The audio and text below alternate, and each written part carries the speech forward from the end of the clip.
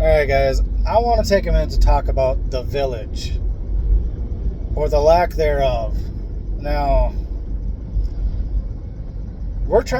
me and my family are trying to be the change we wish to see in the world, because none of our family, we got no grandmas, even though one actually lives in our house, but no participating grandmas.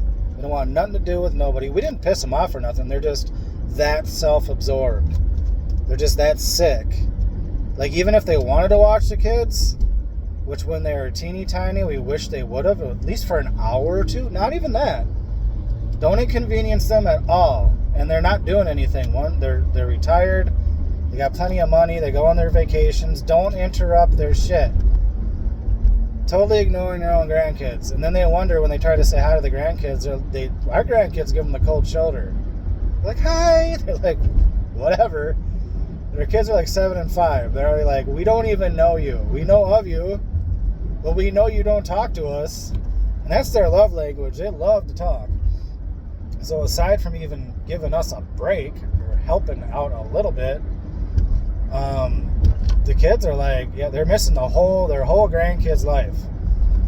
And not by our choice. We've been trying. Anyways, the village, man. I read a quote. One lady was saying, women are not meant to raise their child alone.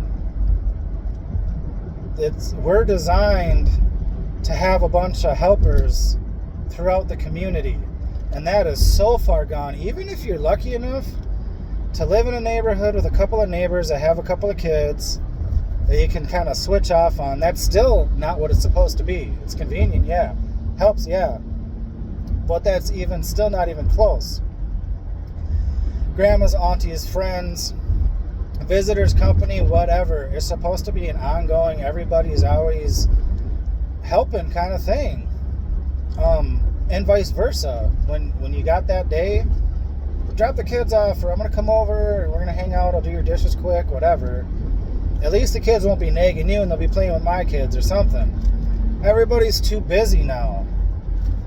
And it requires literally like a stay-at-home mom. And I don't know any stay-at-home moms that actually do it. They're just in their own little thing too. But it requires the grandmas. Half of them are still working. Half of them don't care. Like, because we don't have all of the grandparents that we have still alive. They don't want to be inconvenienced.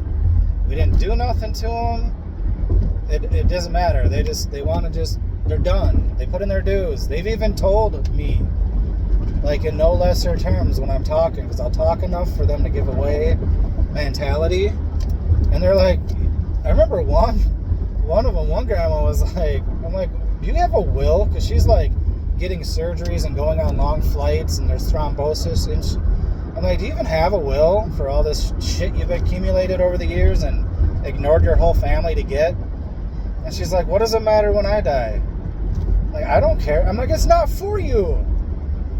Like, you just want to give it to the state because you just don't want to write up a will? Are you kidding me?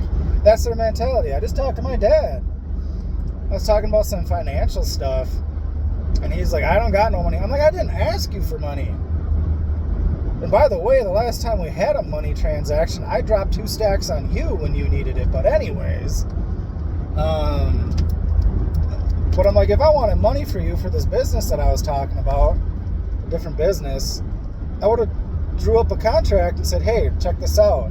I'm not going to call you and beg you for money. But anyways, there's no village anymore. And anybody kind of village mentality, us included, we'd stay too busy. Because there's no village, there's nobody hanging out. We used to hang out. Now we gotta keep these kids freaking busy or they'll drive us nuts. And that keeps us too busy to even be the village. We're trying to be the change that we wish to see in the world, but even that's hard. And my wife has been home, stay at home for the last 9 months, and we've tightened up community and tightened up friendships and figured out which family members are involved and not, and how much, and all this little stuff. But still, it's not even close to how I think and how other even experts think we're designed to actually do it. We're so separated. Everybody thinks the separation is black and white and rich and poor. It's like, it's just the family alone. And then to make the ends meet, dad is just gone. Like, especially nowadays, unless you got a real good hustle, and hopefully it's legit or somewhat righteous, and you're not just selling people drugs or shit they don't need or doing the whole manipulation thing.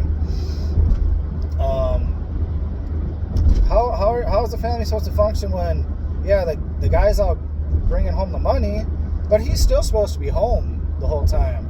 We're kind of designed, I think, to have more of like the farm life, where everybody's there doing some stuff, and all the neighbors are helping each other, and all that. They didn't even live close to each other, and they're still running around on their tractors helping, their horses helping each other. Now you can't even get someone in your own home. Like I said, we got a grandma living in her own home. We can't get more than a hello out of the woman. That's what she loves to do. She likes to come in and like pretend like, hey, and then dips out the door or dips down into her room. I gotta go to work, gotta go to work, gotta go to work. And like, and she doesn't have to. She's just a workaholic. The other one's an alcoholic. The other one lives too far away, but he's already done with all of his stepkids and their grandkids. He don't want nothing to do with nobody. And I'm like, okay. And we started late with our kids. I think I was 38. Started a little late in the game. But just watching the disconnection, it makes it so much harder than it needs to be, I think. And I was making an attempt at this video, so I don't know if I already said this because it cut out. But it's like, our parents didn't have to do a goddamn thing. I'm almost glad they didn't. I was an 80s kid, and our families got by just fine with a no-brainer manufacturing job or little office job, house, cars, whatever. We didn't need all these internets or nothing else. They were just fine.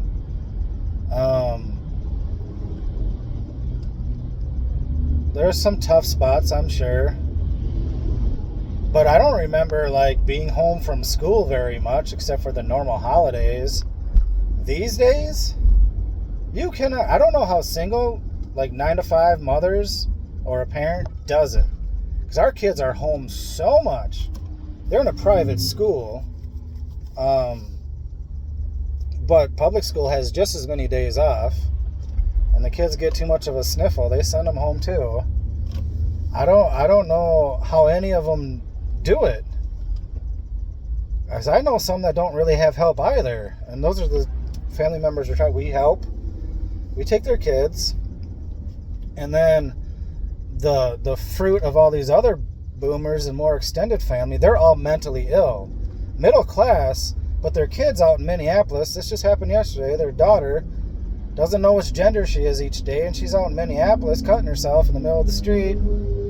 A year or two ago, we took on a different family member, same thing. All these narcissistic boomer parents fucking their kids up to the point of they're sitting there puking on themselves and slashing themselves and stuff. They're not even really doing drugs. They're just destroying themselves. They're just so gone. And then we had our grandmas like, just put them into public school. I'm like, well, look at that one. That's what public school does. They're producing that kind of people. Not all of them. Some people do just fine. Some people have decent years with decent teachers in a public school, but I'm surely not sending my kid there.